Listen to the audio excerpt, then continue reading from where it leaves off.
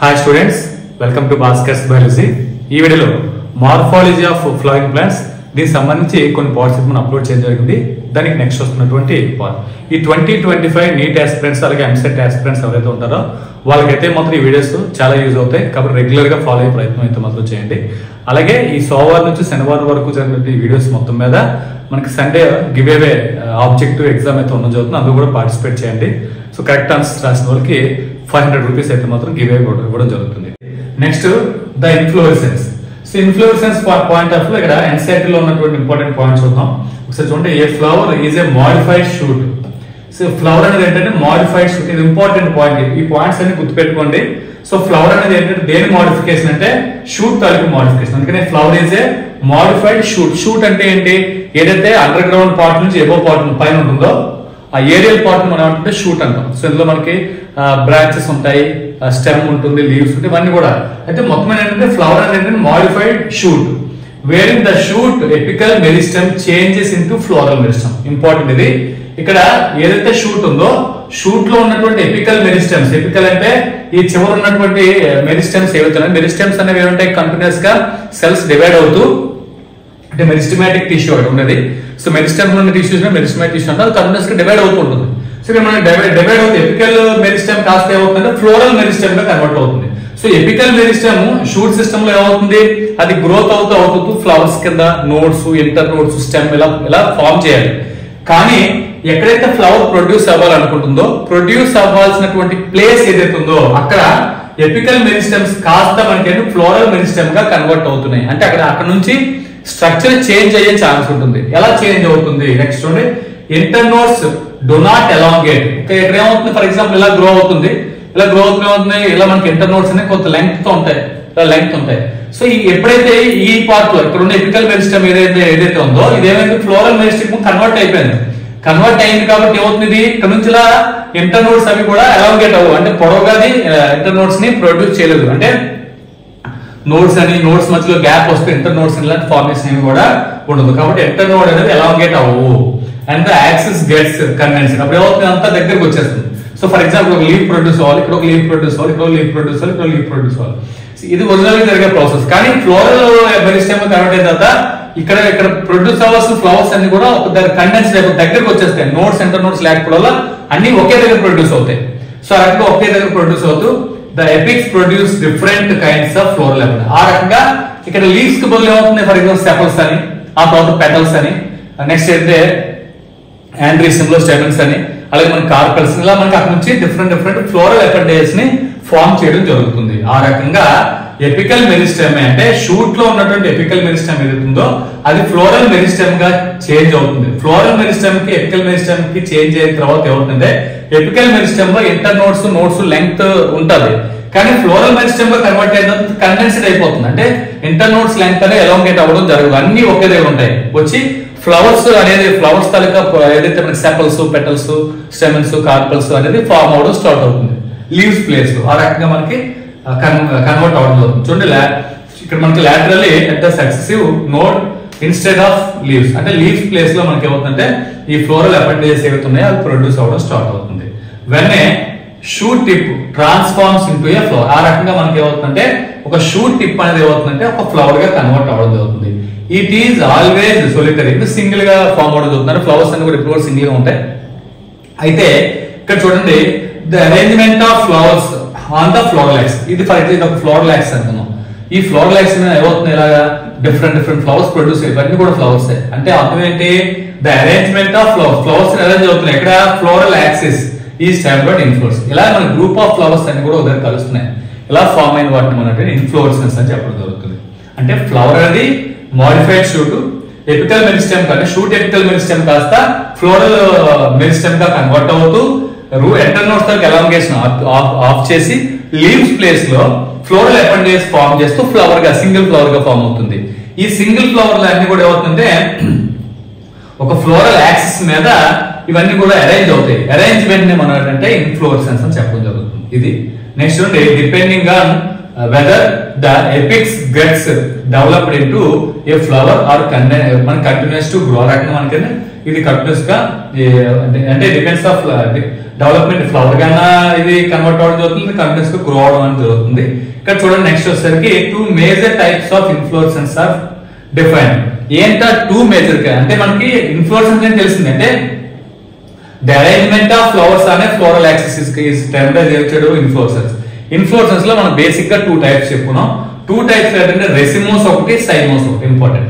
So racemose అనేది ఏమవుతుందంటే IB point of view important 8 marks కోసం. సో ఇందులో మనకి రెసిమోస్ ఇన్ఫ్లోరెసెన్స్ లో మనకి ఓవరాల్ గా 6 టైప్స్ ఉంటాయి. 6 టైప్స్ లో మనకి సింపుల్ రెసిమ్ ఉంటుంది, రెసిమ్ తర్వాత కొరెమ్ ఉంటుంది, నెక్స్ట్ అంబెల్ ఉంటుంది, అంబెల్ తర్వాత స్పైక్ ఉంటుంది, స్పైక్ తర్వాత స్పాడిక్స్ ఉంటుంది, స్పాడిక్స్ తర్వాత హెడ్ ఉంటుంది. ఇలా మనకు ఓవరాల్ గా 6 టైప్ ఆఫ్ రెసిమోస్ ఇన్ఫ్లోరెసెన్స్ ఉంటాయి.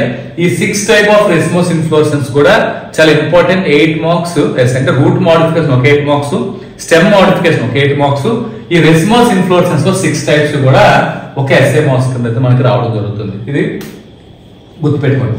మరి సెకండ్ చూడండి, in racemose type the inflorescence the main axis continues to grow.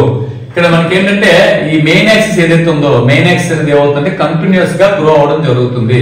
అంటే కంటిన్యూస్ గా గ్రో అవడం అంటే ఇక్కడ చూడండి ఫర్ ఎగ్జాంపుల్ ఇది మెయిన్ యాక్సిస్ అనుకుందాం, ఇది ఇలా ఏదో పెడతాం అంటే అది అలా గ్రో అవుతుంటుంది. కింద నుంచి అనేవి ఏమవుతాయి ఫ్లవర్స్ అనేవి ఫామ్ అవుతాయి, అరేంజ్ అవుతూ ఉంటాయి. ఇలా అంటే ఇలా మనకైతే ఏదైతే మెయిన్ యాక్సిస్ ఉందో మెయిన్ యాక్సిస్ అనేది ఇండెఫినెట్ గా గ్రో అయితే వాటిని మనం రెసిమోస్ ఇన్ఫ్లోరెసెన్స్ అంటాం. ఇక్కడ చూడండి the flower are borne laterally in an acropetal section. ఈ ఫ్లవర్స్ అన్ని కూడా ఎలా అవుతాయి laterally acropetal అంటే ఆల్రెడీ చెప్పుకున్నాం. ఫస్ట్ ఫ్లవర్ బాటమ్ లో ఫామ్ అవుతుంది, దాని తర్వాత దానిపైన ఫామ్ అవుతుంది, తర్వాత దానిపైన ఫ్లవర్ ఫామ్ అవుతుంది, దానిపైన ఫ్లవర్ వస్తుంది, దాని ఇలా అరేంజ్మెంట్ అవుతుంది. అంటే ఫ్లవర్స్ తాలూకు ఫార్మేషన్ అవ్వచ్చు, ఫ్లవర్స్ తాలూకు బోర్న్ అవ్వచ్చు, అలాగే ఫ్లవర్స్ తాలూకు ఓపెనింగ్ అవ్వచ్చు, బాటమ్ టు టాప్ ఉంటుంది. ఇలా ఉండే వాటిని అంటే యాక్రోపెటల్ సక్సెషన్ అని జరుగుతుంది. ఇది ఇంపార్టెంట్ పాయింట్ గుర్తుపెట్టుకోవాలి. ఇది రెసిమోస్. మరి సైమోస్ లో ఏం జరుగుతుంది? In cymose type of inflorescence the main axis terminate in a flower. So main axis ఉంది, ఫర్ ఎగ్జాంపుల్ మెయిన్ యాక్సిస్ ఇక్కడ మనకి ఫ్లవర్ తో ఆగిపోతుంది. అంటే పైన ఏమవుతుంది మెయిన్ యాక్సిస్ పైన ఫ్లవర్ ఫామ్ అవుతుంది, అంటే కంటిన్యూస్ గా గ్రో అవుతుంది. కానీ సైమోస్ వచ్చేసరికి అవుతుందంటే ఈ మెయిన్ యాక్సిస్ పైన ఫ్లవర్ ఫామ్ అవుతుంది టెర్మినల్ పాయింట్ ఆఫ్ లో, ఆ ఫ్లవర్ ప్రొడ్యూస్ అయింది, అక్కడితో దాని గ్రోత్ అనేది ఆగిపోయింది. అలా వచ్చే వాటిని సైమోస్ అంటాం. నెక్స్ట్ చూడండి the main axis flower hence is limited in growth. అది లిమిటెడ్ గా గ్రోత్ అవుతుంది. The flowers are borne in a basipetal order. Basipetal ఇంతకు ముందు బాటమ్ టు టాప్ కదా ఫ్లవర్ ఫార్మేషన్. ఇక్కడ ఏమవుతుంది ఫస్ట్ ఫ్లవర్ టాప్ లో ఫామ్ అవుతుంది, దాని తర్వాత ఫ్లవర్స్ బాటమ్ లో ఫామ్ అవుతాయి. కాబట్టి పైనుంచి కిందకు ఉంటుంది ఫ్లవర్స్ తాలూకు ఫార్మేషన్ కానీ ఫ్లవర్స్ తాలూకు ఓపెనింగ్ కానీ టాప్ టు బాటమ్ ఉంటే దాన్ని మనం అంటే బేసి పెటల్ ఆర్డర్ చెప్పడం జరుగుతుంది. సో ఇది ఇన్ఫ్లోరెసెన్స్ పాయింట్ ఆఫ్ ఉన్నటువంటి most important points. Next the flower చూద్దాం. సో ద ఫ్లవర్ వచ్చేసరికి ద ఫ్లవర్ ఇక్కడ మనకి చూడండి సైమోస్ కూడా ఒక డయాగ్రామ్ ఇచ్చారు. ఇది మెయిన్ యాక్సిస్ ఫ్లవర్ తో ఎండ్ అవుతారు. ఇటు నుంచి ఒక బ్రాంచ్ వచ్చి ఇది కూడా ఫ్లవర్ తో ఎండ్ అవుతారు. ఇటు నుంచి ఒక బ్రాంచ్ వచ్చి ఇది కూడా ఫ్లవర్ తో ఆగిపోయింది. దాని కింద నుంచి నెక్స్ట్ ఫ్లవర్స్ అనేవి ప్రొడ్యూస్ అవుతున్నాయి, కింద నుంచి ఫామ్ అవుతున్నాయి. సో ఇలా మనకంటే ఈ టెర్మినేట్ అయిపోతుంది దేంతో అంటే ఫ్లవర్ తో టెర్మినేట్ అవుతుంది, అక్కడ నుంచి గ్రోత్ ఆగిపోతుంది. అది సైమోస్ ఇన్ఫ్లోరెసెన్స్ లో ఉంది. నెక్స్ట్ చూద్దాం ఫ్లవర్ లోకి వచ్చేసరికి the flower is the reproductive unit in the angiosperms. Angiosperms అన్నిట్లోనూ ఫ్లవర్ అనేది రిప్రొడక్టివ్ పార్ట్, ఇంపార్టెంట్ పాయింట్. అంటే యాంజియోస్పెర్మ్స్ లో రిప్రొడక్టివ్ యూనిట్ ఏంటి అంటే ఫ్లవర్. ఏ పార్ట్ అంటే మనం ఫ్లవర్ అని చెప్తాం, ఇది important. It is meant for sexual reproduction. దేనికి యూజ్ అవుతుందంటే సెక్సువల్ రిప్రొడక్షన్ ఇన్వాల్వ్ అవ్వడం జరుగుతుంది. A typical flower has 4 different kinds of whorls. 4 whorls లో అరేంజ్ అవ్వడం జరుగుతుంది. ఆ 4 హోల్స్ కూడా ఎలా ఉంటాయంటే చూడండి whorls arranged successively on the swollen end a stalk of pedicel called thalamus లేదా receptacle. So thalamus flower for example flower ఉంది, ఇది థాలమస్ అంటే ఇక్కడ మనకి ఏమవుతుంది ఈ ఫ్లోరల్ పార్ట్స్ అని కూడా దీని నుంచి మనకి ఫామ్ అవడం జరుగుతుంది. ఇలా సో ఫ్లోరల్ పార్ట్స్ అన్ని కూడా ఎక్కడైతే ఫామ్ అవుతున్నాయో ఎక్కడి నుంచి అయితే మనకి అరేంజ్ అవుతున్నాయి అరేంజ్ ఈ పార్ట్ మనం ఏంటంటే థాలమస్. ఒక రకంగా సీట్ ఆఫ్ ద ఫ్లవర్ అనొచ్చు. అంటే ఫ్లోరల్ ఏర్పాటు చేసే ఫ్లోరల్ పార్ట్స్ అన్ని కూడా అక్కడ నుంచే ప్రొడ్యూస్ అవడం జరుగుతుంది. అది థాలమస్ రెసెప్టాక్యులమ్ అంటాము. నెక్స్ట్ ఏంటా ఆ 4 హోల్స్ కింద ఏదైతే ఫామ్ అవుతుంది డిఫరెంట్ ఫోర్స్ ఏమంటే 4 కూడా. నెక్స్ట్ ఫస్ట్ కేలిక్స్ ఉంటుంది, కేలిక్స్. సో నెక్స్ట్ కొరోలా ఉన్నది జరుగుతుంది, ఆండ్రీషియం ఒకటి, నెక్స్ట్ గైనీషియం. ఇలా మనకి 4 హోల్స్ అనేది ఫ్లవర్ అనేది ఫామ్ అవడం జరుగుతుంది. అంటే ఫర్ ఎగ్జాంపుల్ ఫ్లవర్ తీసుకున్నప్పుడు ఫ్లవర్ లో